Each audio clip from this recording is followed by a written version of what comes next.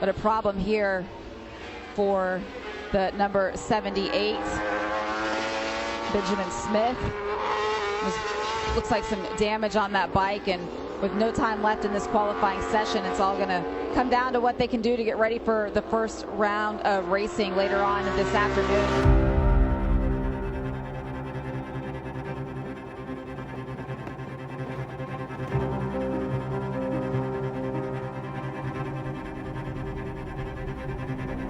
Laguna Seca is one of the iconic tracks, really. A lot of history, American racing here. Pretty iconic racetrack, world-renowned. Laguna Seca is iconic. An iconic American racetrack that has a rich and storied history. Really special place. It's in a beautiful area here in Salinas, California. Thinking back from when I was growing up, so, Eddie Lawson winning here, Nicky Hayden. So it's somewhere everyone wants to come. Everyone in Europe knows about this track, and yeah, we look forward to coming here every year. Like a lot of our other racetracks, it has characteristics that are unlike any other place. Kind of challenging sometimes. It's known for the corkscrew. There's an iconic corner called the corkscrew that's super challenging. You have to charge into the thing at a really high rate of speed, slow down, and then dive multiple stories. The corkscrew is where some of the most famous passes in racing have taken place. And for anybody that remembers the Valentino Rossi down the corkscrew, a couple of passes in MotoAmerica that have been pretty wild there as well. And then outside of that, there's just a lot of really high speed and high grip areas. It just takes a lot of commitment.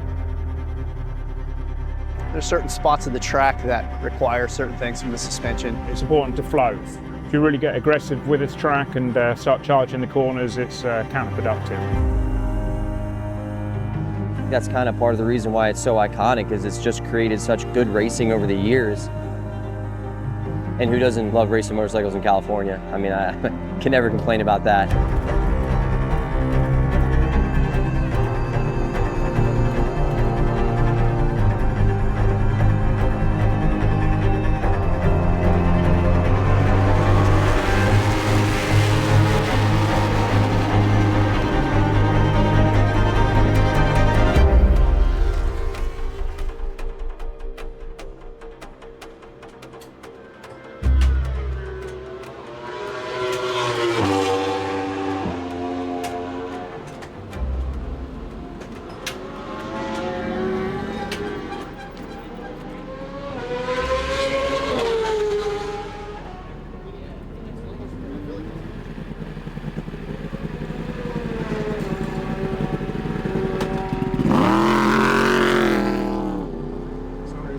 Yeah, I'm fucking furious. Yeah, it's crazy.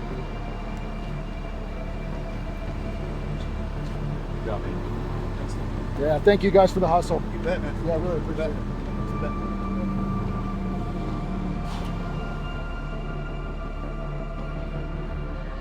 I would recap Laguna by saying, not my favorite race weekend. We had some troubles getting there, so just right away I was a little frustrated, to be honest, going into that one, because I had a flight get canceled. And then following that, we missed a connection of a rebooked flight and wound up staying the night at an airport hotel. And then when we got there were some issues with move-in and that kind of thing, so kind of a difficult way to start things off.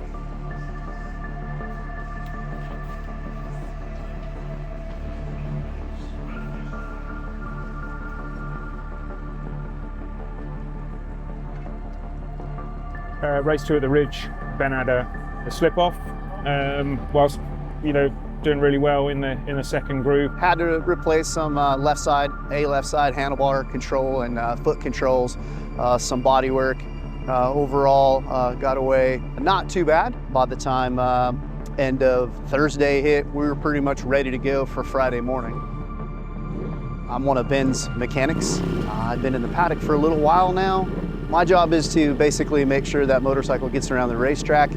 I try and kind of listen to what the rider's saying as well, so I can maybe anticipate what Freddie and Ed are going to suggest for setup, whether it be chassis changes or electronic changes.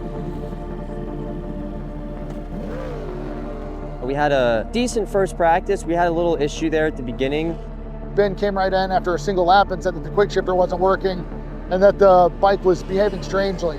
One of the things we're trying to do is obviously build in a bit more reliability on the bike. Some of the parts, they need to be cycled out at some point. And unfortunately, put a new harness on. Everything tested out fine, and then we had an issue with one of the connectors.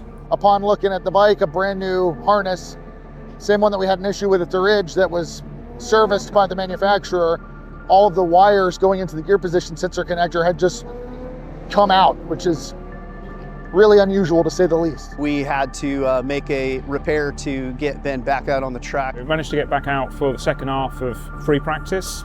So a bit disappointing, but it wasn't a disaster. We still got the laps. Had a pretty good session actually, decent pace, worked through a lot of things on the motorcycle, and then got the bike back in, swapped out that harness for like a third time. And still, put us in a good place for Q1. Qualifying 1 went really well, implemented some strategy changes, some setup changes, and a lot of this stuff, as we've talked about before, has really just been adapting to the circuit and adapting his style to a superbike, because it does require a different riding style than, say, a super sport bike or a stock 1000 bike. We have a very specific approach to every corner, and that's something he's working on and getting better every time. Got down to a pretty decent time that I'm okay with, and I think that there's, sorry, let me rephrase that. I know there's a lot more time on the table. We felt like there's some obvious places, first 2 sectors, honestly, where we could make up a lot of time. If you're not familiar with this, a track is basically broken down into 4 splits or sectors. And our splits were actually very competitive in all but the first sector. We just have to get a couple of things squared away. But again, every time that we do this, we're making solid steps.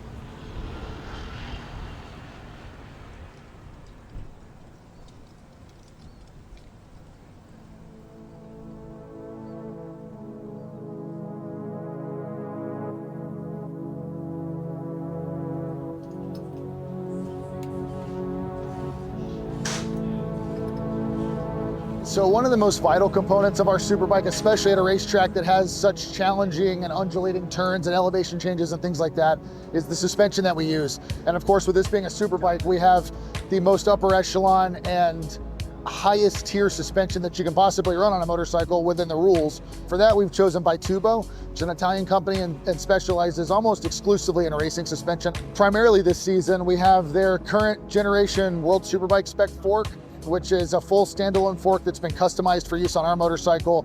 And by customized, I mean in terms of the valving, the setting, everything that sort of determines how it feels, and also the overall length. We run a very specific length that suits our chassis setup.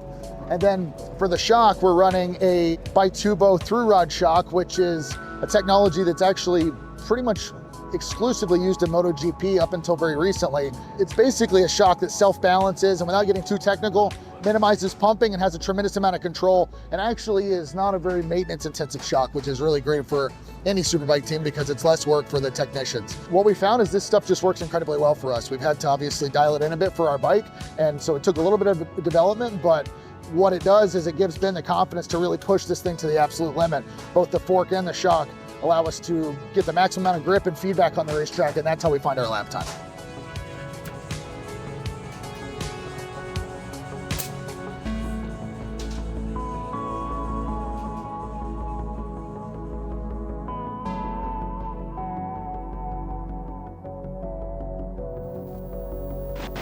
The California Rodeo Salinas. It's where the West comes alive. Welcome to WeatherTech Racing Laguna Seca, where the fog has lifted. We have beautiful blue skies overhead for the second and final qualifying session for Superbikes that are now out on the racetrack. It is part of Superbike Speed Fest at Monterey, presented by Law Tigers, and this is a huge qualifying session in terms of overall championship. Why? Well, because there's 3. Got out there, right away went faster. Had a little bit of a moment during one of our fast laps, and then unfortunately had a crash.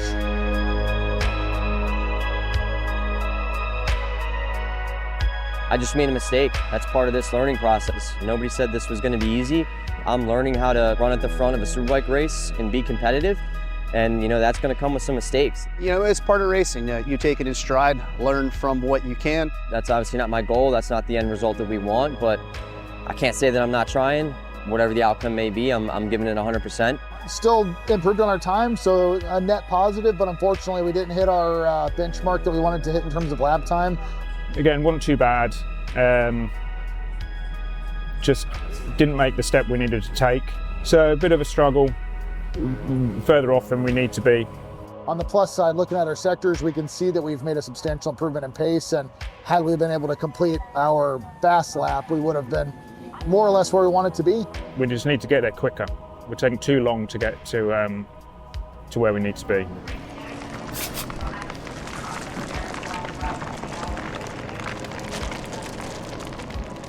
Right now, the guys are just going through everything. For sure, we smashed up some stuff in the crash. We're trained professionals. We're very comfortable knowing what we're doing. We can adjust and rebound very quickly. So just swapping all those bits out, and then we're just gonna do some function checks, make sure everything's working the way it's supposed to, and should be good to go. A big part of what makes us racers is you have to be resilient. This sport is pretty heavy on the mental side, so I'm a firm believer that, you know, it happened, it is what it is, you learn from it, and then okay, it's done, you move on.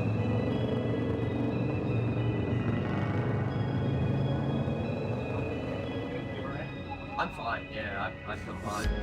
The challenge for Laguna Seca this weekend is we actually have 3 Superbike races. 2 is already kind of a big push for the guys, but 3 kind of adds another curveball in terms of our workload and also just managing our time and prioritizing what we're gonna do. You know, it's a 20-lap race, and we have 3 of them this weekend, so that's more opportunity for us to improve and work on the things that we know we need to.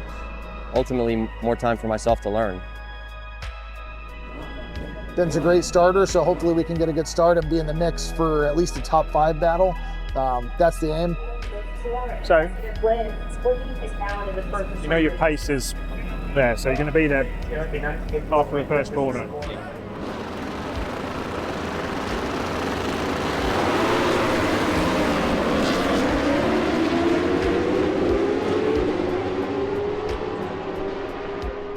Race 1 was a little bit of a bust for us. We had a problem. Ben got a great start as always. Qualifying, we're not showing the speed we need to. He kind of makes up for it on the first lap. So yeah, put himself in a really good position.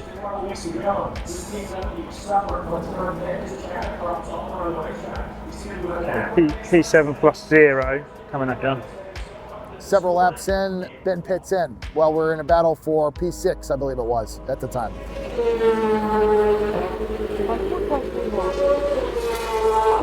What he pointed out was that his foot peg had fallen off, which is frankly kind of embarrassing.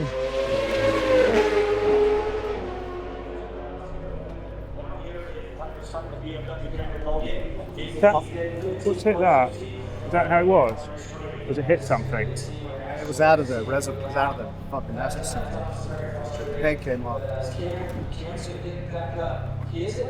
What was this? That was from the crash. Needless to say, we don't expect Ben to complete a race with just 1 foot peg. That's a pretty unrealistic expectation. So that was it for us. Every intrusion, it's chattering the bike so much. Wheelie control, TC, it's like, as I'm coming onto the front straightaway, it's like, I can't go smooth anywhere. It's just chattering.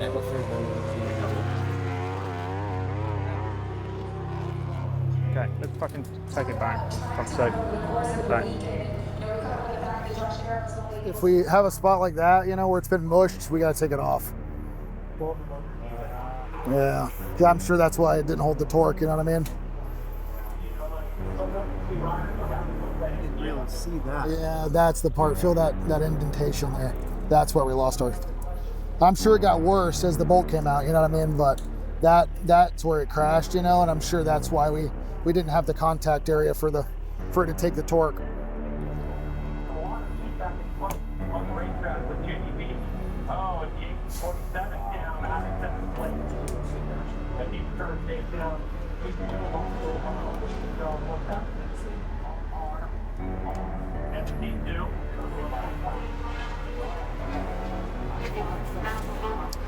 That's a waste.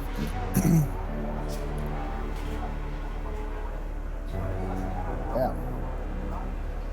It's impressive what he's doing. Come on, Rubio. He crashed the fuck out of that bike and he's already back in 7th.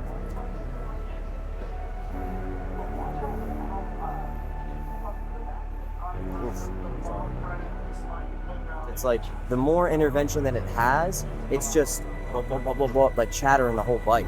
And I think it's killing me in when I'm even just straight up and down, it's killing me. Killing you how? It's slowing the bike down. Yeah. Like it's physically slow. Well, instead of driving forward, it's just blah, blah, blah, blah, blah. Well, the reason why we're pushing further in that direction is because you're having a hard time. You roll off. So it's like that we have to find a way. Like either you have to make same thing. Like I looked at the thing, you didn't touch the rear brake and you're closing it when it's trying to wheelie.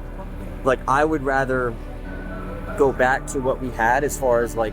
We can do that, but you got to keep the thing open. Doing less intervention. Is that wheelie control or is that just wheelie control? Wheelie control. Yeah. I would rather us back it down on wheelie control then, and just like I'll figure it out. You got to. I mean, that's why we're doing it, because there's too many areas where the grip's just getting closed, and we can't. I would rather it chatter and stutter if the grip's staying open than not, because it's still going faster, even though it doesn't feel good, but we have to find a balance, because that's why I keep cranking it up higher and higher, because your throttle traces do look better now, and the lap time has come down. Right. Yeah, for sure. So for sure. I'm okay with backing it off, but you gotta do that stuff. You know what I mean? Yeah. Whatever we need to do to try to minimize, because now it's because the lap time's faster and like I did get up to a bit of speed, but now the chattering is outweighing the benefit of keeping the front end down or whatever it may be.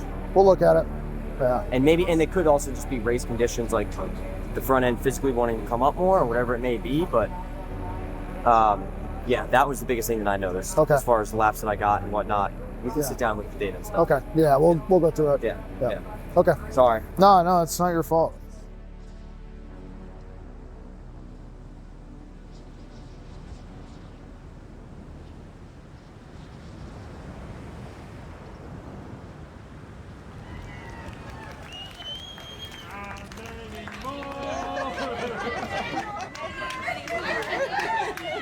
If you'll all be upstanding, let's toast the king. I'll drink to that. Enough now, enough. I'm going to eat it though.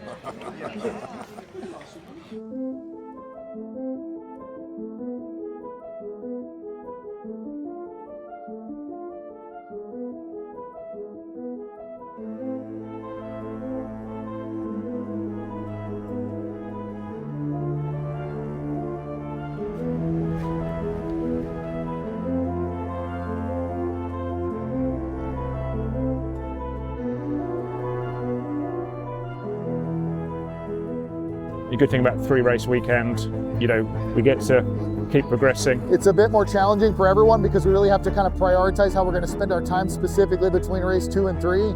But overall, I'm really happy about this opportunity to regain lost points from yesterday and to push our package ahead. It's busy on the guys, and I know that they're going to be working their butts off as well, but for me, I look at it as definitely a positive. Being where I'm at in my career and being so, new and green to this Superbike class, the more seat time, the more race laps that I can get under my belt, the better. It's really just, I view it as an opportunity to learn and grow, so I'm all for it.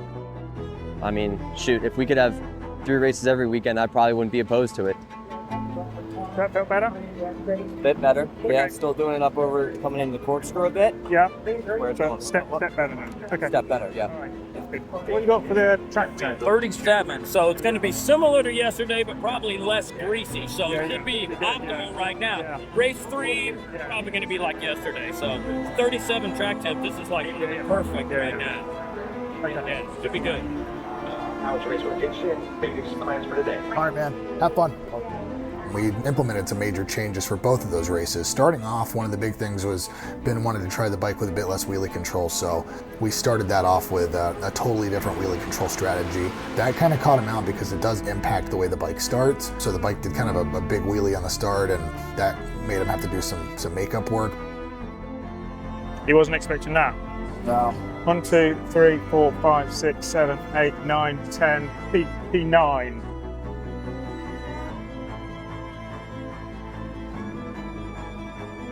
we fought towards a top 10 finish, closed that out pretty comfortably, and moving into the third race, we made some changes, kind of went back in the other direction with some of the wheelie control, and I altered power delivery and some other things to try to make the bike a little bit easier to ride. But we need to figure out sector 1 because it's killing us. Well, yeah, absolutely. So the first sector. It's killing me. I know. What's the deal? I'm still struggling to get it stopped into 2. Okay. Okay. I just feel like I can't drive it into 3, really 2, 3, 4. Really drive it into there and hold on to that lever enough. You know, it's a different situation, but when I crashed yesterday, if it wasn't a huge difference, but in that corner, I actually was a bit more aggressive initially, got the fork a little bit lower than it was, but then if I'm a little bit more aggressive initially, I can let off the lever sooner. Right. But the problem is it's like a very fine line. If I'm not on the lever a little bit, the front gives me that feeling.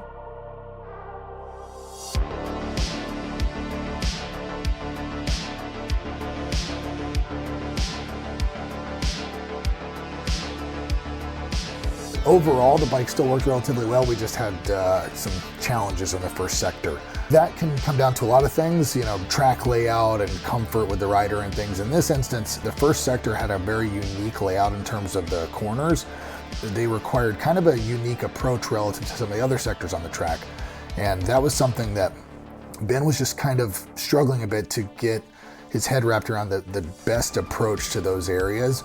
And it's something we're working with on the bike as well, just to make it feel more natural and more comfortable. But that was kind of the thing that was catching us out and sort of costing us some performance and overall lap time, was that first sector where we were a few tenths off pace. Whereas throughout the course of the race, we saw that in the other sectors, we were often running a comparable sector split to the leaders.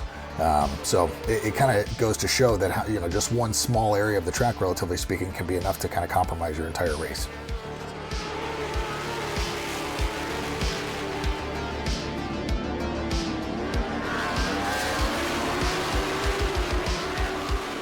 One of the bigger things that we're working on with Ben is just helping his consistency, because I felt like our race pace wasn't bad. It was a bit shy of where I'd like to be, but decent best lap pace. But the consistency, I think, is an area where we need improvement. We saw that towards the end of the race, the lap time just wasn't where it really needed to be relative to where we started. So that's a big thing with superbikes. You have to maintain that consistency throughout the course of the race. So again, we were much closer to the front in that third race, but I feel that we have the potential to be fighting for those podiums. So we're not quite there for that race as well. Something we're going to build on. We're going to regroup here back at the shop and go through the motorcycles, do some maintenance, and just check over some things and try to just do some digging and try to find some extra performance before that next one, so we can continue that goal of being at the front. Yeah, I mean, it's obvious that he has the ability. Yeah. Well, the bike's terrible. It's doing it in the other. It's not exactly. Yeah. So, I talked to him, and I'm glad he ran all right. Yeah. Yeah. I mean, honestly, yeah, I thought the bike looked pretty decent. Yeah, yeah. I know, for sure.